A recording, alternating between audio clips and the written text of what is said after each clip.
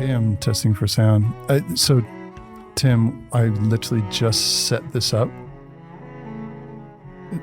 And so we'll see how it goes. All right. Talk really close to the mic because I'm still getting my sound right. Wow, these springs are still very stiff. I know. Do you want some help adjusting that? Is it good? I think I'm okay. Okay. I'm just trying to sit back. Otherwise, I'll slouch. I know my weaknesses. Slouching? Yep. Why? Is that a weakness? Like to collapse forward. Yeah. Unless I force myself. My wife is a Pilates instructor, so I'm not allowed to slouch. Okay. Literally, like, I'll get jabbed in the ribs. Yeah. When I started recording YouTube videos, I got a couple of emails from people who would say things like, I'm a chiropractor. Your posture is awful. You need to do something about that. In fact, when you're out here in South Africa, I'd like to have you come by my clinic and I'll do some adjustments on you. So you get free chiropractor sessions? I never actually, it didn't work out. I was fine with it. I'm like, yeah, I'll go to your clinic. You can crack my back or whatever, but the timing didn't work out. So he picked me up from the airport. We had dinner, but we never got to the clinic. So this is funny because I used to tour as a singer-songwriter. Yeah. And I literally had a guy come up to me at a show and be like, hey, the way you're bending over your guitar, it looks really painful. So why don't you come by my clinic? So I had just gotten married and my wife and I went by there a few times and he would basically do a couple session. Like we would stand there and watch the other person getting cracked. Oh yeah, right. It was really uncomfortable for me. Yeah. I've had a few of those adjustments. I don't like them. No. It's socially uncomfortable too sometimes, but I had a chiropractor I was going to for some time and I was really making progress in explaining the gospel to him and all that. So I kept going, paying $75 a session as this evangelistic thing until I felt like I had, shared enough that I could say, well, I've done my duty now. It was an expensive time of sharing the gospel. Speaking of, you look pretty fit. What do you do for working out? I go for a walk every morning for 30 minutes. Are you being serious? Yeah. That's your workout? That's all I do. Yeah.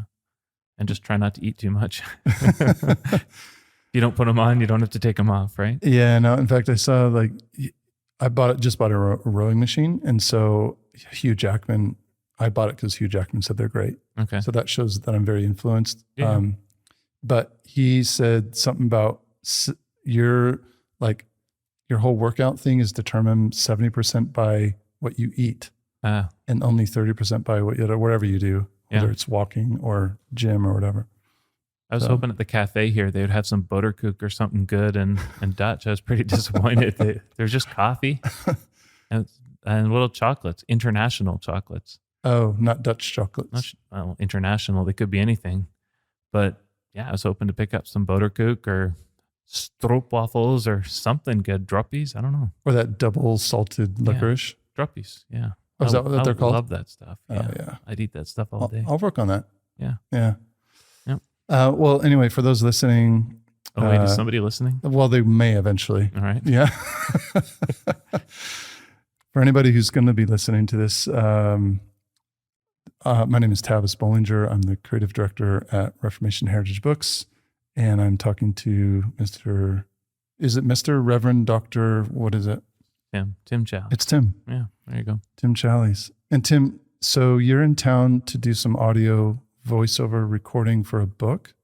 That's correct. Okay. Yeah, I've written a new book and it's coming out in the fall. And today was the day, or the last couple of days have been the days to read the audiobook of it. Okay. What's that process like for you? I mean, you write prolifically on blog and on books and other mediums, but what is the process like for you of actually sitting there and reading your book and not for the sake of proofreading? Yeah. Well, thankfully, I only noticed 3 very small corrections as I was reading it. That's the fear when you're reading the audiobook, is that you'll see all sorts of things wrong with the manuscript because you're reading off the final or near final manuscript. So there are 3 very small things probably no one will notice. One of them is minor as an apostrophe that was a straight rather than a curly apostrophe. So sort of things that would bug me, but probably won't cause people at Amazon to dock it a star or 2. But it was an okay process. It was 2 days in a small room, doing what we're doing here, Yeah. talking into a mic. My throat got a little raspy by the end, but it was okay. Yeah, it was all right. Usually I don't do my own audiobooks. I just let the publisher hire someone to do it.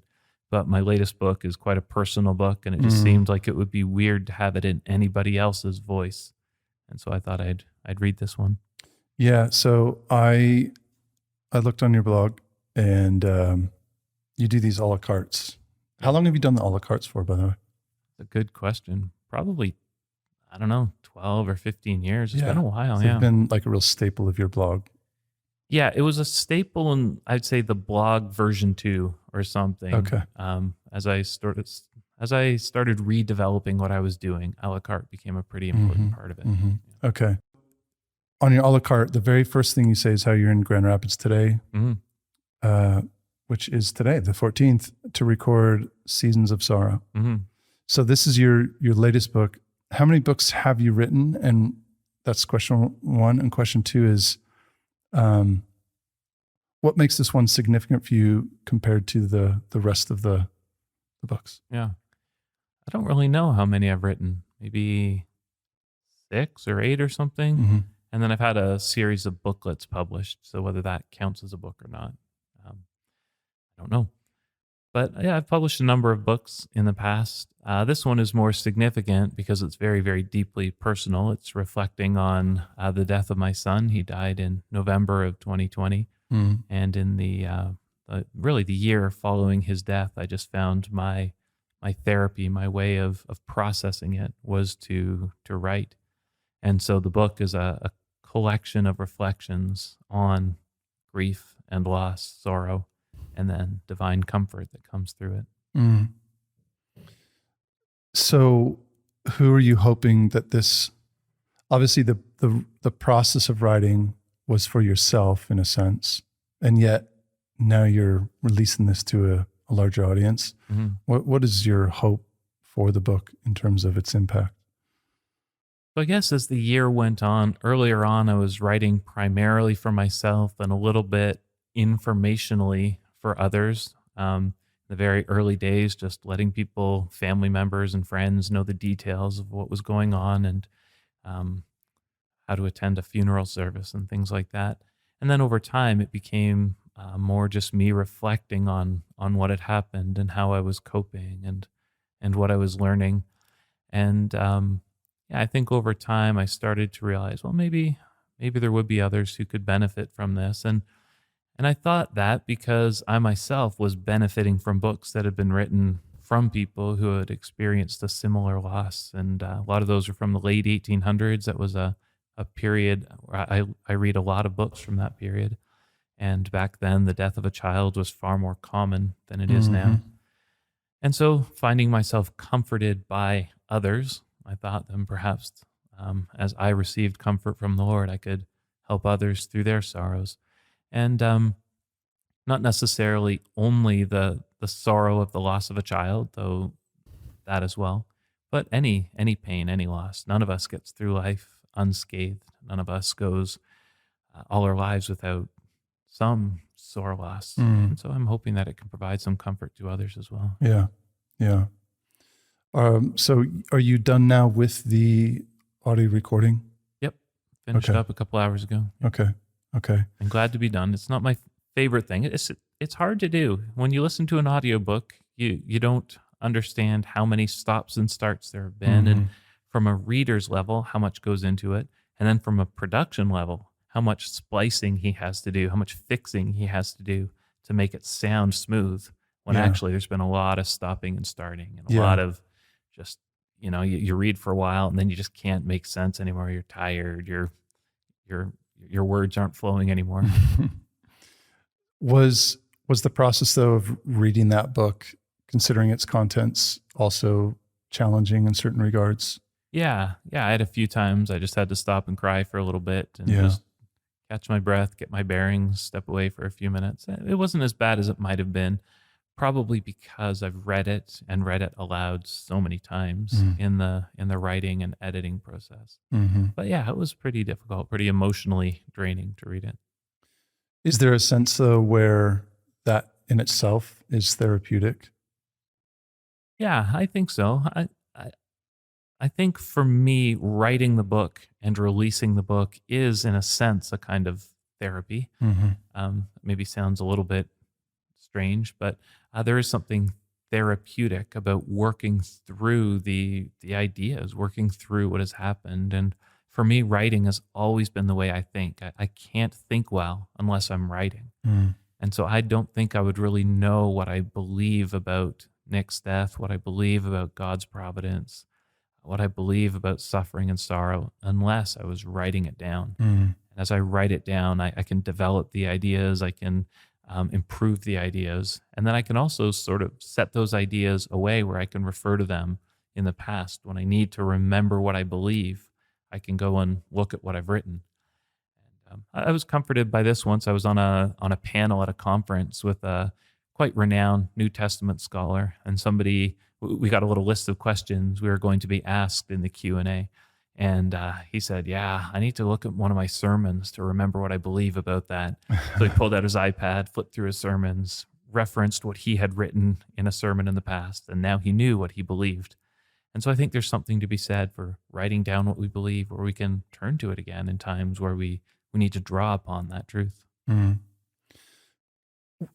I'm really curious to hear more about your writing process and specifically your relationship with God in the context of writing. Mhm. So how is it that the Lord himself is a part of that thinking, writing, creative process of yours?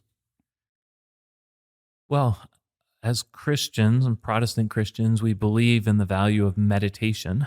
And those of us who read deeply in the Puritans or other devotional writers, we know that meditation is how you take those truths and work them out and sink them deep into the mind and deep into the heart.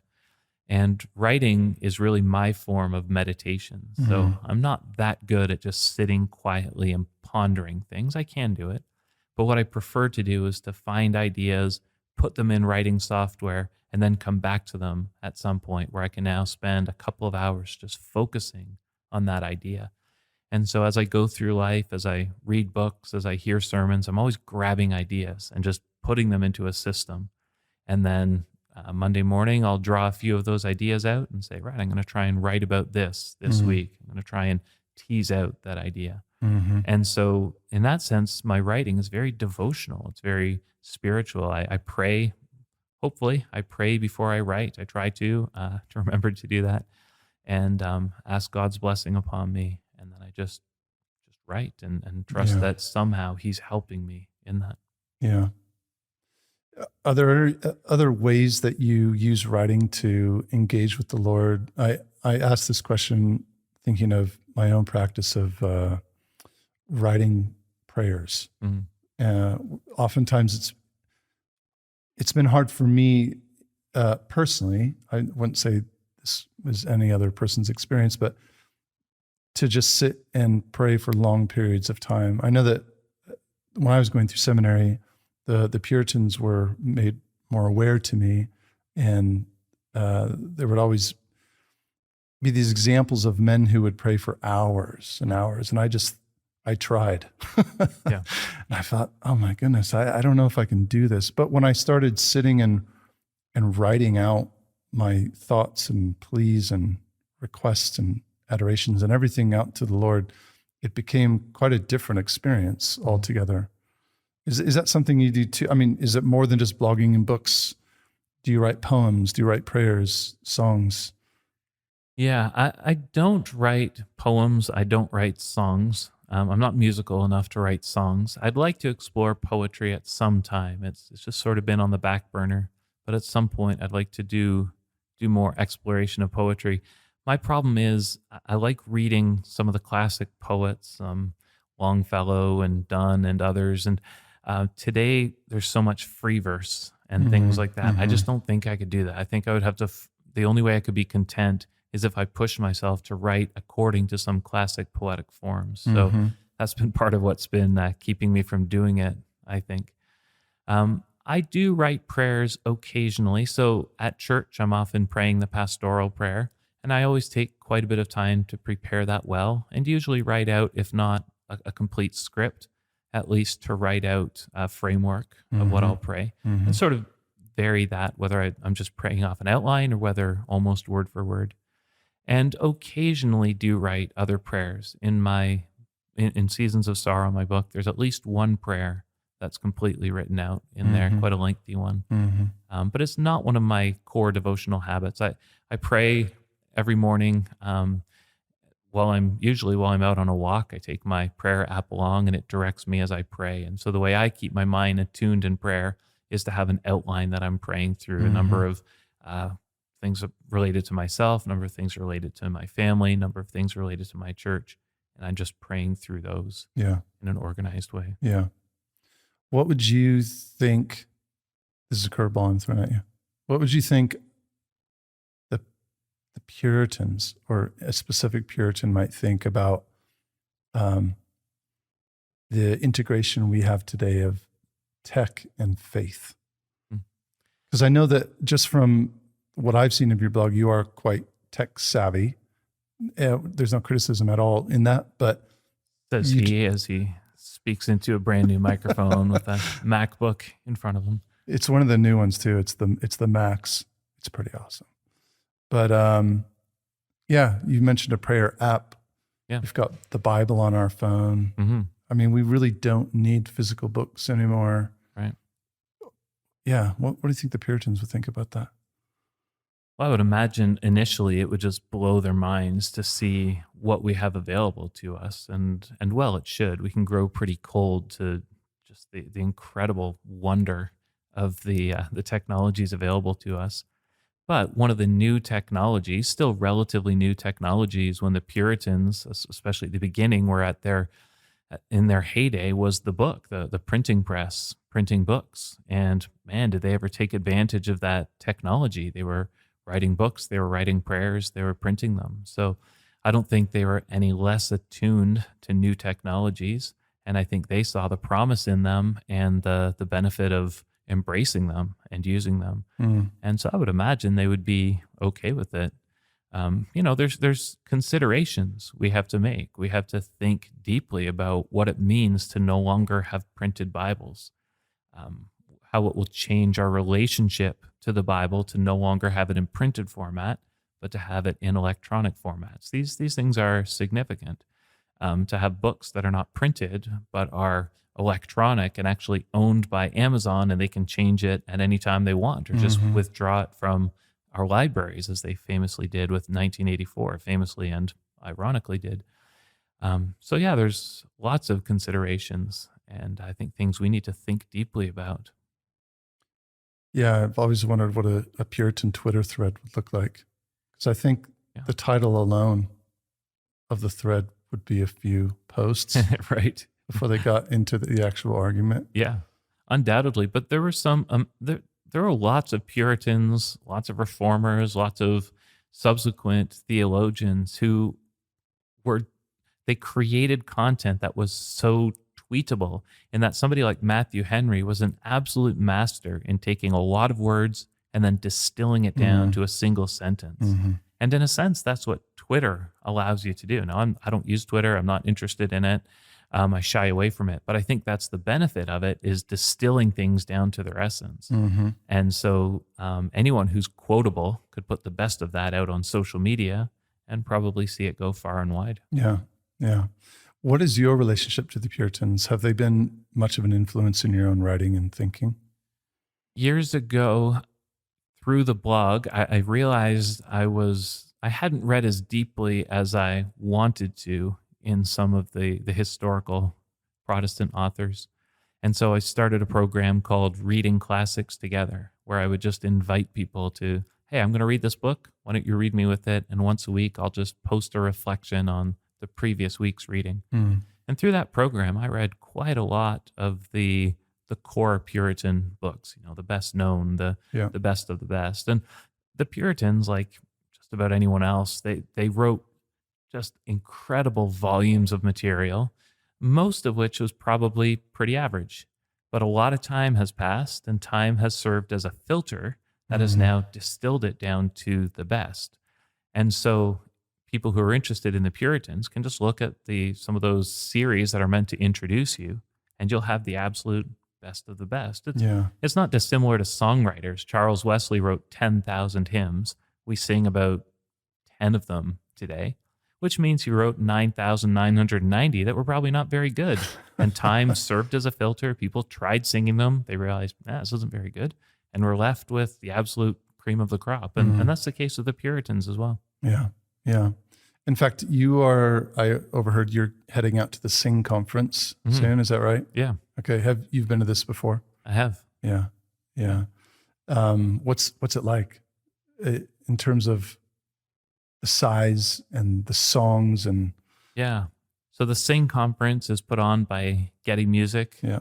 That's, Keith Getty and Kristen Getty and their ministry. And it's an interesting event. I think it's different from most others in that Getty is the key. He's the key that holds it together. And he draws very widely. There's a lot of people who love the Getty music. So it's probably the one conference you can go to where you're as likely to bump into a Dutch Reform guy as a Pentecostal. And they'll be there worshiping together, same music, same songs, enjoying them in the same way. But it's a very ecumenical event in the best sense of that word, in that it draws a lot of people together in this common concern for creating music that is singable, that honors God, and that's congregational in its purpose. So I really like the event. And in terms of size, it's very large. One of the biggest you'll find, 8 or 10 or 12,000 people or something. I think it's very large. And I'd say worth going to if you've never experienced it. I think it's a neat event. It feels like there's been such an emphasis over the last, let's say, decade or so on preaching, on expository preaching, but not so much on songwriting and the next generation of hymn and worship writers. It's something I'd love to see addressed more thoroughly.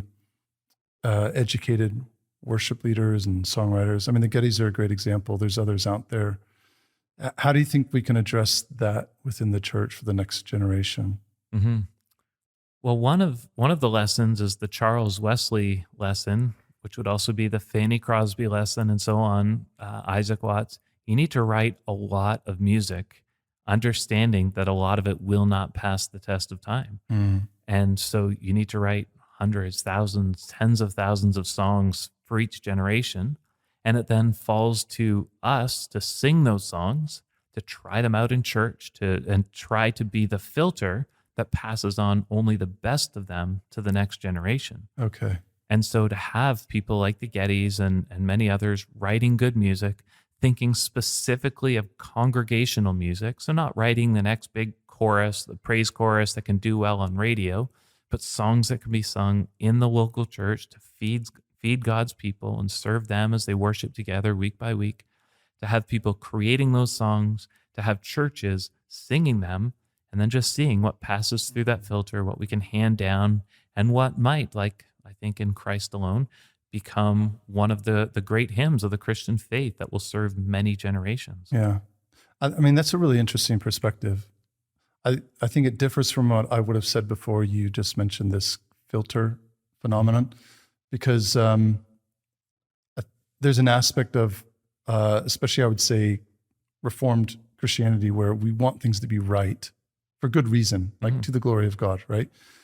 But recognizing that there is a process oftentimes of blowing away the chaff, as it were. Not that it's heretical or incorrect, but maybe it's just not to the same level. It's not as beneficial to the church.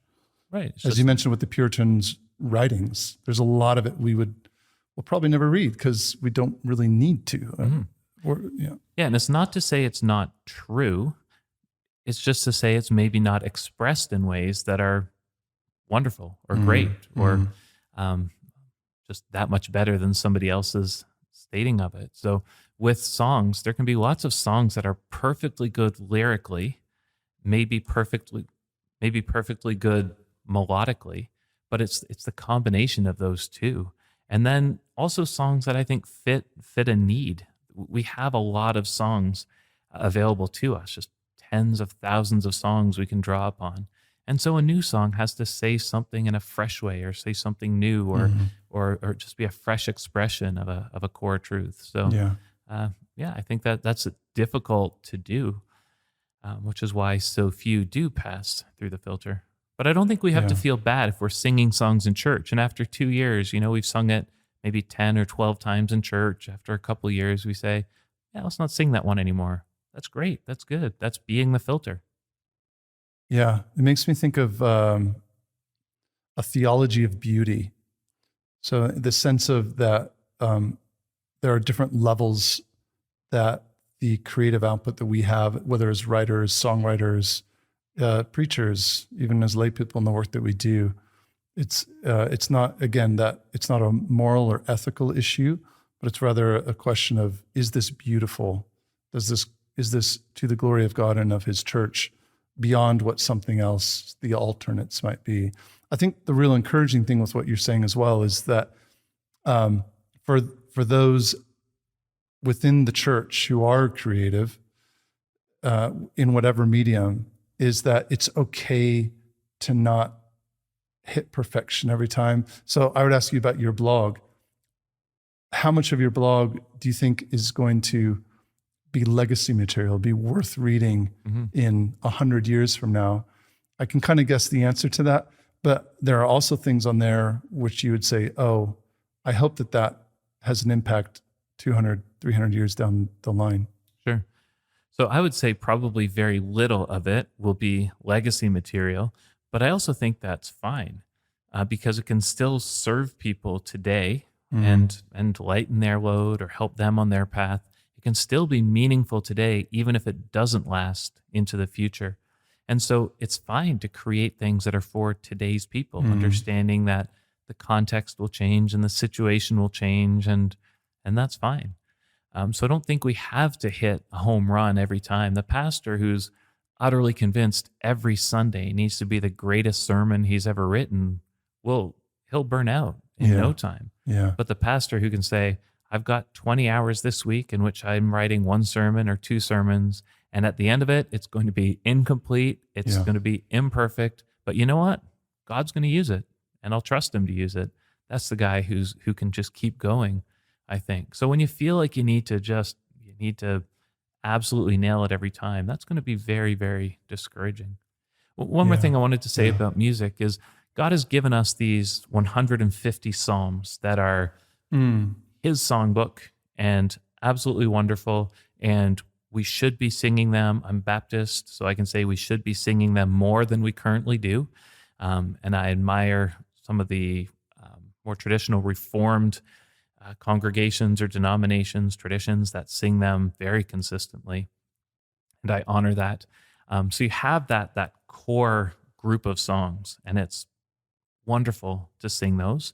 You can still freshen up the tunes, right? As time goes, maybe move away from the Genevan tunes or something, and you move to contemporary tunes. And I think that's well within the bounds.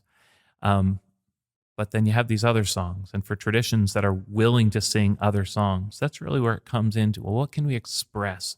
What can be expressed in today's terms? What can be expressed in today's language? And how can we continue to inspire people with beautiful content, beautiful melodies, put beauty together with beauty, and give people something to sing?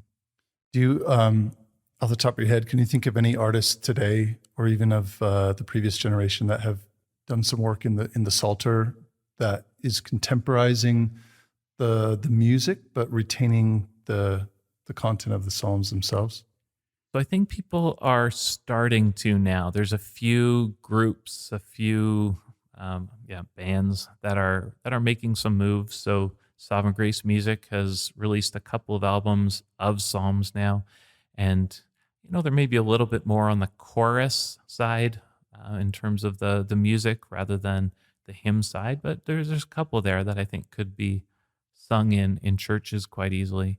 And there's a group called, I think it's called My Soul Among Lions, which is quite good and creating some good melodies as well. So I'm glad to see that. And I think there's a lot of Baptists who are thinking, man, we should start singing the Psalms. That's a good idea. And these Dutch Reformed guys, Yeah, we're doing that all along. We never stopped, and it's great. I think we should pick up on some of those. And I grew up in the Dutch Reformed churches and the Presbyterian churches, so I sang a lot of psalms, and I'm glad to have access to them in my mind, in my memory. I think I had the opposite experience. I grew up in a very Baptist tradition, and then spent the last 9 years in England, and we attended Anglican churches out there, and we sang the Psalms quite a bit, and it was very refreshing. I hadn't actually been exposed to that. So coming back now to the States again, I have some of the same longing to see that singing of the Psalter incorporated into a more Baptist context. Yeah. So Yeah, and I don't think there's various traditions within Protestantism, and some would say only the Psalms, which we don't necessarily have to agree with, but I understand how they get there. The one tradition that I think is indefensible is the one that simply never sings the Psalms. If they were good enough for Jesus, he sang them. You think we would as well. So it's a strange thing that the church, the Baptist church especially, has for so long overlooked those Psalms. They're wonderful to sing. Well, I just want to ask you just a few more questions. Specifically about social media. I know that you, I think we've got a book, Taming the Fingers, that you've interacted with a little bit for us for Reformation Heritage Books. This question of what should the believer's relationship be to social media, not just in our current context where we have Elon Musk possibly buying Twitter, there's Facebook developing the metaverse, and this trajectory that we're on towards this new virtual experience. How should we as believers approach this brave new world that's encroaching upon us? When the internet was still in its infancy, when social media started growing up, I saw a lot of people talking about them like they were a wonderful evangelistic opportunity. If we weren't heavily in there, other people would be proselytizing their faiths or their ideologies, and Christians would lose out. It strikes me, I don't think that's proven the case. That I don't think the internet has proven a good medium for, or at least social media has proven a good medium for evangelism, for saving the lost. And I just wonder if that's a bit of a cautionary tale for us. I'm sure there are some who have come to faith through it, but not very many. I don't think the world has really been turned upside down in that way for the Lord's work. So I think understanding that we probably as Christians shouldn't just stand back and let this thing develop without us.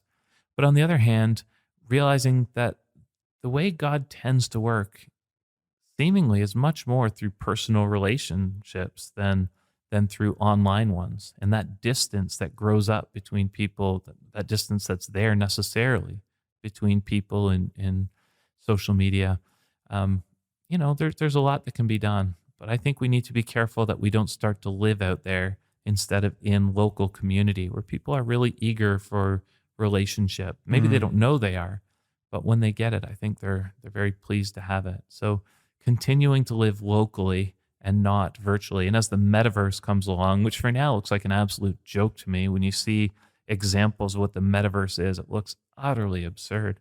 But all the big companies, the big tech companies are going heavily in with it, and it will be pushed on us constantly. I think we need to be very careful we don't start living there instead of living here in the real world. Yeah. So you don't think that my hippopotamus avatar has much chance of evangelizing my neighbor? It might. And all your NFTs and all that. Yeah. Who knows? Tim, I'm really grateful that you came and sat with me. We probably have some technical issues to work out, but it's a brand new space that we've built here. Looks great. Yeah, thanks. We'll see how it sounds. The last question I would kind of want to leave you with is, what are you working on now apart from the blog? I'm sure that's going to continue. Yeah. Yeah. And then what's kind of some of the upcoming writing and or speaking projects that you might want to share with us? Yeah. So I'm into the finishing touch stages of Seasons of Sorrow. And so that will be out in September. Looking forward to that. And I'll be doing a little launch event at the Getty Music Sing Conference. That's where it will be officially launched. I believe there will be a song created by one of those groups that we really admire for their creating good music that serves the church. One of them should be releasing a song that will accompany the book, be thematically tied to the book at that event. Right. And then, there will be another speaker joining me at a little launch event. So I'm looking forward to that. Other books is I've got a little devotional book that's just in the final editing stages. And then I'm working on a graphic novel on the life of Eric Liddell. That should be out in a couple of years. Okay. But trying a new medium, trying something new for me. I'm not doing the drawing, but I'm doing the writing.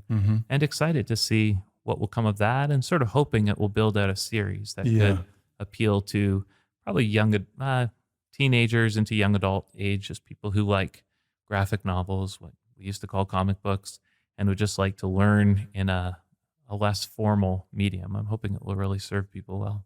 That sounds really exciting. We got a few of those, actually. Our kids have gotten really into graphic novels. There's, in fact, one of them that started it off for us was To Kill a Mockingbird. Okay. I mean, I prefer my kids read the actual book, but they'll get there because they're still young.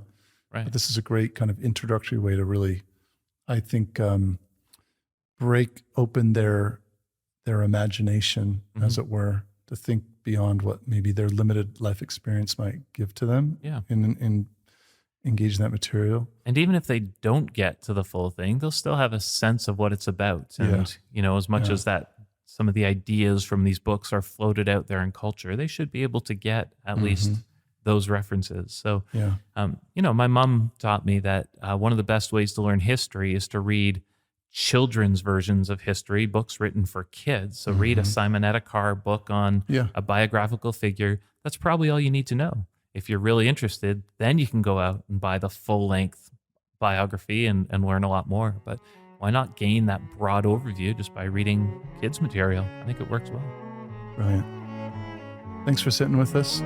My pleasure. Really a pleasure.